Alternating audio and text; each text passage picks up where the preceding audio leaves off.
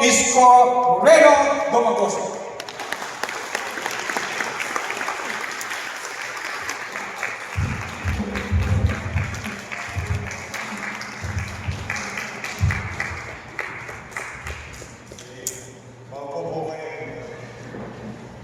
Sobra-sobra naman ito ang kapaglala ko.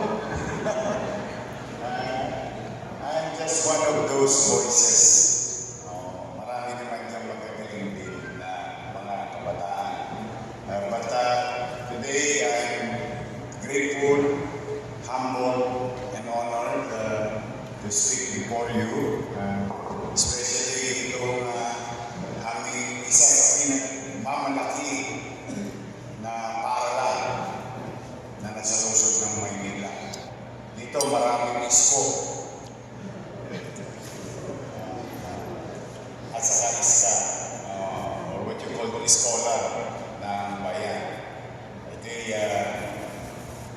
nagbibigay, ang institusyon ito'y bibigay ng pagkakataon sa mga mahihirap nating pamilya na makamit nila ang tagumpay through education. At ito'y naipapamahagi sa lahat ng gusto na makamit ang magandang kinabukasan. Kaya palakpakan natin ang PUP. Marami na po nagsalita, nagaling po na nagsalita. But I have prepared some and happy and honored to share it with you. Again, magandang umaga sa inyong lahat. Especially to our Rotary leaders, educators, distinguished guests, proud parents, and most especially the young delegates, national young delegates, and finalists of the Youth Peace Summit, Voice to Youth Third National Oratorical Contest. We gathered at the time of public discourse this being tested. Recent events in our Senate, the new teleserye in 3 o'clock in the afternoon of Filipino families, ang laging kaabang-abang, bukas mula Lunes hanggang Huwebes, kung hindi ako nagkakamali. Have demonstrated how deeply divided opinions can become and how easily official conversation can be overwhelmed by accusations, personal attacks, and competing narratives. In many discussions today, arguments are sometimes judged not by the strength of evidence or by the merit of ideas, but by who delivers them. Too often, disagreement becomes personal, and debate becomes a contest of personalities rather than the search for solution. This is why gatherings such as today, oratorical competition, are the more important than ever. In fact, na-share ko nga pero kanina, your city government, and you can check records when I assume public office again, thanks to the people of Manila for giving me such opportunity. We remind of what we have been doing, being a student of public education system, noong iba sa inyo hindi pa pinapanganak, o dekada 80. In our schools, nagkaroon din kami ng mga korador sa Tagalog at wikang Banyaga. At pinali ko rin ang wisdom Simply because of this reason, na ang bata ma-express niya ng tama at mapagkalang na pamamaraan ang kanyang opinyon at paniniwala. Eh, naging matagumpay po yun at yun ay nangyari noong Disyembre sa makasaysayang teatro ng lungsod ng Maynila, ignag teatro makasaysayan sa buong bansa, the Jewel of the City of Manila Metropolitan Theater. Thanks to our trainers, those parents who have participated and very successful, and there's going to be another one this December. Kaya nung nakita ko yung invitation ng Rotary, uy, sabi ko, Cesar, tirahin natin yan. Okay yan. Show our support and believe, or meron tayong common goal sa buhay. Makakita tayo ng mga talentadong bata na mga future leaders to inspire others. Kaya sabi ko, gora kami sa araw na ito. Kaya po, maraming salamat sa inyo, Rotary Club, sa inyong pagtatanghal na ito. Oratory, at its finest, teaches discipline of thoughts and purpose. It requires research before opinion, evidence before conclusion, and logic before persuasion. It challenges young people to defend positions, not through insults or noise, but through ideas and facts, and reasoned arguments that can inspire action and create positive change. Sana sa inyo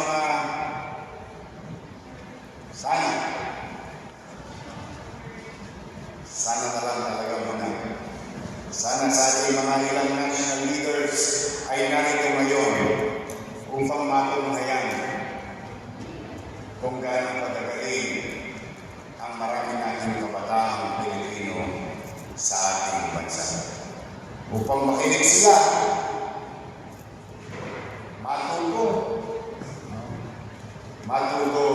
sa tinig ng kabataan.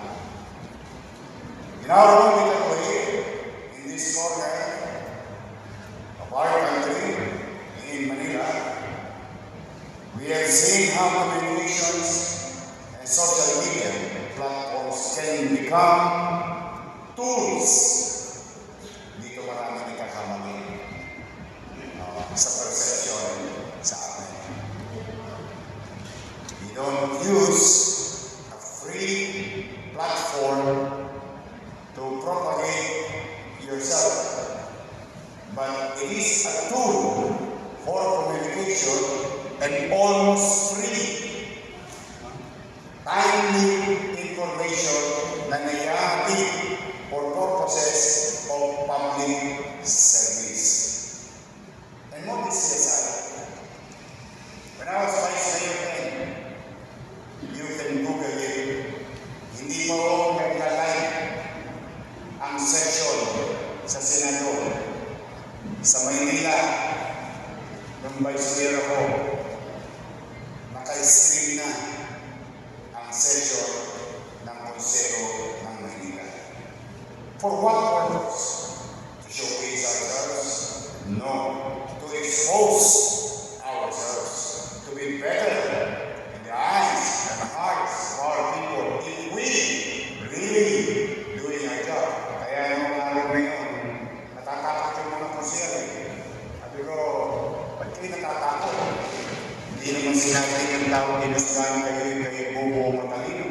Ang uusgahan kayo ng tao, kung gagampalan ninyo yung naturingan tungkulin inyong binili. Pagka ninyo hindi yan binili sa inyo ng tao, ng pusa. Hilingin nyo na sa tao na kayo malaga history. Kaya, huwag kayong tutulog-tulog. Dahil pag nataan kayo ng camera, mauusgahan kayo ng mamamayan. Yung mga nangungulangot yan, medyo sa banyo nyo na dahil na. At ultimately, you know what benefited the people? We exposing ourselves. Alam mo, ang dami ng buti, bumihira ang absent. Hindi kami nahihirapan makakuha ng quorum. Kaya po, nung ako'y may nagkakalitin, ay napansin ninyo, madaling araw, gabi, peligro de ora, umuulang umaga, tumihirit na araw sa tanghali. Bulaklak ang Maynila. Partikular ang pamahalang lungsod ng Maynila. Because, ang assumption ko, ang tao bayan busy sa pagkahanap buhay. Maraming gawain tungkulin sa kanya-kanyang field of undertaking. And sometimes, through noise, maraming nagkakalituhan. At ang kalituhan ay nagbubunga ng alitan at hindi pag-unawa. Kaya itinulat namin ang pamahalang lungsod. Siya na rin naging parang ang tawag yan sa peg ng ibang lokal na pamahalaan at leader ng pamahalaan. Diyan ko rin itinatag nung unang meron ako yung capital report. Wherein every Friday, we report to the people, especially to those who are in school or working who have no idea on what's happening in the community. The brief of what transpired, on what's going to happen, and what happened today. At least yun man lamang na ipapapatid namin sa aming mamamayan for proper guidance kung ano ang tamang impormasyon, sitwasyon from the horse's mouth. O hindi na saling salita. And recently, nag-innovate kami. It became your next hour every Friday, except after the implementation of EO 110. Wala pa kaming pasok ng Biyernes. Buti pa ang sweldo, may pasok na. Mapapasana ko ka lang. But then again, in addition, through communication as a form of service to the people of Manila and to those people who are coming in and out of Manila every day, ay meron po kami tinatawag na talk to the people. These are urgent matters. Maaaring may hinultap na isang estudyante ng PUP, kanya sa stop and shop, may nagpadala sa amin, at na kailangan namin tugunan. Kaisa, impurnal, at higit sa lahat, baha. Those are simple things, simple matters, micro in nature, but sabi nga, ang tigyawat, kapag hindi mo binigyan ng atensyon, magiging pigsa. Kaya kung kaya pa lang, mali pa lang, tugunan mo na. While you continue to prepare your city for a mid and long-term development, we continue to address daily challenges. And through this medium, ay marami po nagagabayan at naiiwasan ang mga fake news, maling informasyon. Lalo na yung mga kataps natin sa eskwelahan. Minsan sila namin biktima kasi may nagbibiro, you're with declared no classes. Siyempre, isa yung mga attacks. Yung pala pain. That's why we have this type of outlet that through communication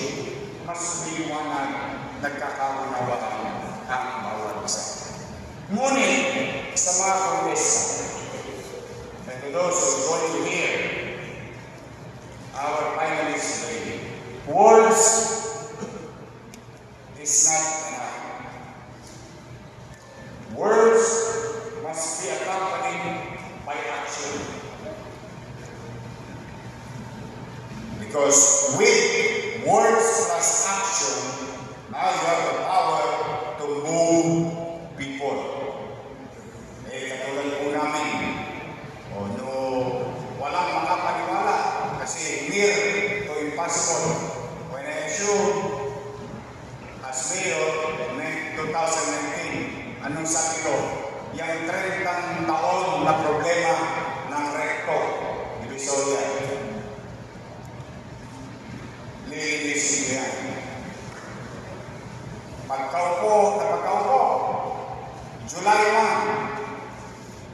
1, 2019. Come July 3, 48 hours thereafter, na-shock ang mundo na yung imposible ay naging posible. Nadadaanan na ang Recto, Walduna, Soler, at iba pang major thoroughfares na city government. Through that action, it snowballed. People will start listening to you because with your great words and thoughts, and you put action on it, now people will start listening. And with that, now people will start to follow. And now, after so many consistent picking of low-hanging fruit, now you can rally the people. Kailangan ba maging alkalde ka para magkakaroon? Hindi. Katulad na rin nasabi ng mga speaker. Hindi mo kailangan din maghanap ng tamang oras. There is no such thing as right timing. Why? With or without you, with or without us, time will run. And these are the things that we cannot buy back. We can lose money, we can lose opportunity, we can lose so many things. Pero pwede natin makabit muli yung mga bagay nito. Pero pag ang oras ay nawala, hindi na tayo makakabili muli. Kaya, when is the time? The time is today. For the finalists, the time is today for you to shine. For the individuals, the time is today for you to be responsible to yourself, to your family, to your community, and our country. Wala. At the end of the day, tayo rin ang magkikita sa finance. And if I may borrow, totoo naman sinabi yun ni dating na Pangulong Pera, walang tutulong sa Pilipino kundi tayo rin kapwa Pilipino. So, if that is true, why hate each other? And if I may borrow one of those sentences mentioned by the past speaker, why create a wall if you can create a bridge? Same effort. You're going to create something. You put your skills and knowledge and experience building something. Why not build something for us to be united again with one heart, one soul, as Filipinos in our country. Ilang araw na lang, gugunitain na natin ang araw ng kakayahan. Iba sa inyo, marami na tulad ko, o yung iba rin ang naisip.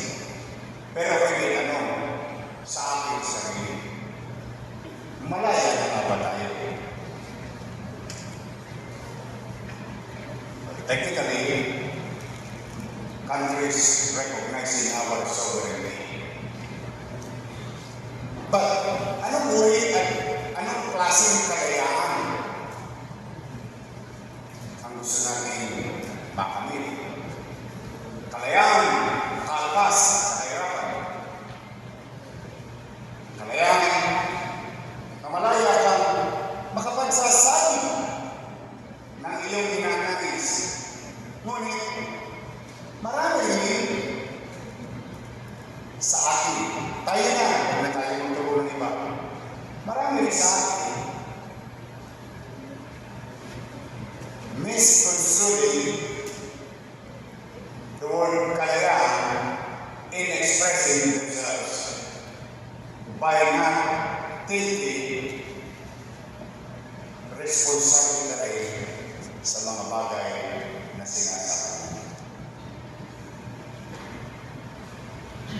Tingin ko, and I hope I'm wrong, tingin ko, may mga hilan, hindi ko alam kung marami, ipinagbaliwala ang kanyang responsibilidad sa mga bagay na sinasabi niya sa kanyang kapwa. Mahalaga po. Ang kalayaan, gusto kong maalala nito for 2026 celebration of our 128 years of independence. Gusto ko maalala. Ang kalayaan ay hindi libre. Habang pare-pareho tayo naniniwala na ang kalayaan ay karapatan. Pero hindi ko karapatan, ito'y libre, ipikipik balikat na lang natin na para bang pinagbalawala natin. Ang kalayaan ay may responsibilidad. Ang kalayaan may obligasyon. And I'm going to remind each and every one of us, lives, individual, pay the ultimate price for what we have today. The so-called freedom, the so-called sovereignty. Hindi yan natin pwedeng tanggapin. So, doon ang ipinagbuwis ng buhay ng ating mga bayani. Inalay ang kanilang buhay upang tayo ngayon sa kasalukuyan ay makamit ang malayang pamayanan at bansa. Para bang kuminsan, although hindi ko naman kayo masisi, kasi nakikita rin natin sa ibang leader natin, na para bang ikinipipit, balikan na lang natin parang baliwala. We are pretty sure I can do everything what I want to do. I can do whatever I want to say. Ang ganun ang dating ay hindi po. Hindi po. So, matatagpuan niyo ang katwiran, hindi naman kailangan makasakit ng kapwa damdamin. And there is a saying, with this, I think mas papayapa tayo bilang magkakaibigan. When someone creates an opinion, you respect it. That's why it's own opinion.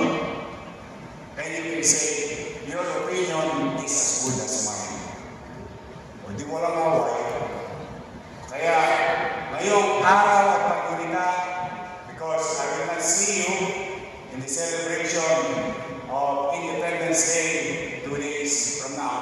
And I would like to take this opportunity, especially to the youth, today present here in this hall, maging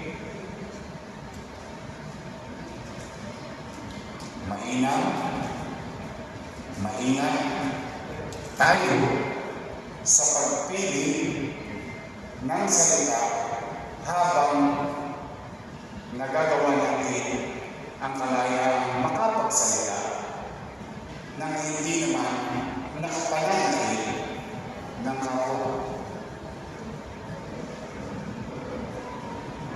Tandaan po ninyo, mahirap pong gawin yan. Pero, wala naman ako siyang tosgas. Bakit nyo naman tinitipid ang sarili ninyo maging maingat?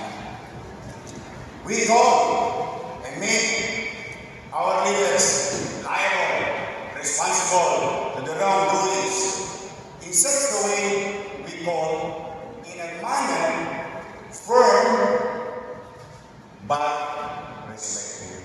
We just don't want to call somebody basurero, cargador. Why? Why would we describe a person? Doesn't mean he's talking. He has all the right and knowledge of everything. Hindi naman. Kaya iniingatan ninyo, lalo na kayong mga magpo-competition. Kasi sa pag-break ng puso, nakasasakit kayo ng damdamin. At minsan, ang sugat na yan, nag-iiwan ng marka. Mamalas-malasin mo pa, maisasalin pa yung hapding dinanas na yun sa kanyang sarili. Kaya hindi tayo nag-iilog dahil sa mga mapapalaki na salita. Ulitin ko, we can be firm with our beliefs. Pero yung paniwala ko ay hindi siya parang kaning mainit na isusubo mo na lamang. Hintayin mo siyang kusang magsubo. Nagiligiling katanggap-tanggap sa kanya. Try to convince them with your words and actions. That's the key. And consistency and persistence. Big, low-hanging fruit. Huwag nyo nang hintay mahulog yung mangga sa lupa. Hinog na, itasin nyo na. Huwag nyo nang ipagpabukas kasi paglatag nyo sa lupa, sira na yun. Hindi na masarap kayo. So, to you today, gusto ko lang malaman nyo.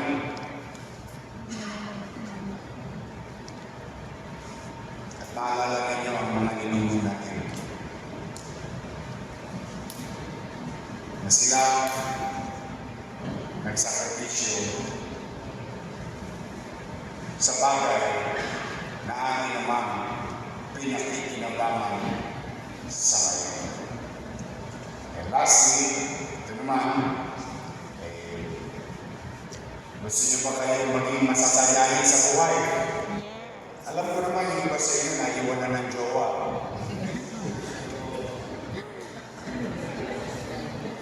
Naloko pa.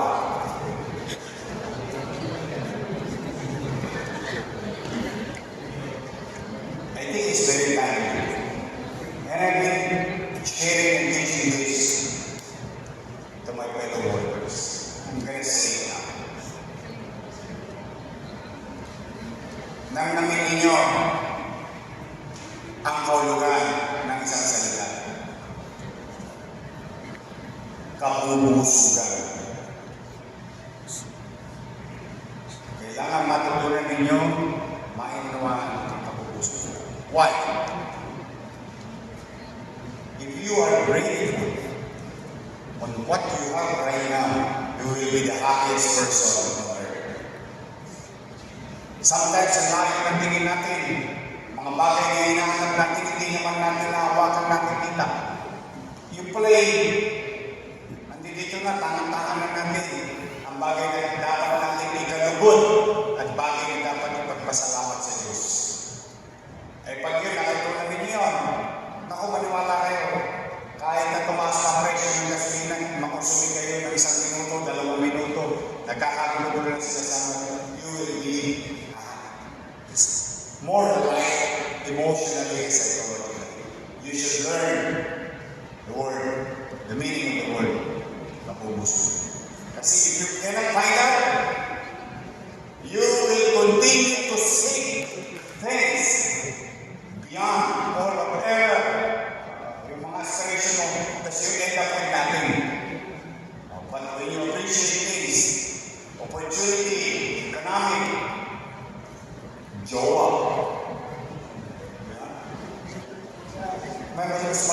sasayahin ng tao. Yeah? Kasi naipagpapasalamat mo sa Diyos at naman ang naging katatayuan mo sa kasalukuyan. So muli sa inyong lahat, sa ating mga contestant, congratulations. You came a long way from the province to the region, now on the national stage. Tapos nandito pa kayo sa mga saysayang para lang namin sa lungsod ng Maynila, PUP. To, I think some of you came from Mindanao who are facing challenges. On behalf of the people of Manila, kami po ay nagiging simpatya sa mga kababayan natin sa Mindanao. May awa Diyos. May awa Diyos. Malalagpasan din natin. Hold on. Sabi na, sino ba kumanta? Hold on. Just be hold on. Whoever song of me, sino man yung kumanta noon, I think it's very timely. You really have to. Sana makarecover ka kayo sa pagkakataon. So, congratulations, Rotary. Congratulations to parents, instructor, to the finalists, congratulations namin. Anin kayo sa 100 milyon to showcase your skills and talents. Mabuhay ang Pilipino!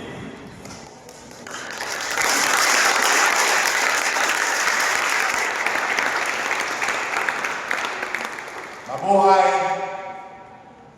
ang kabataan!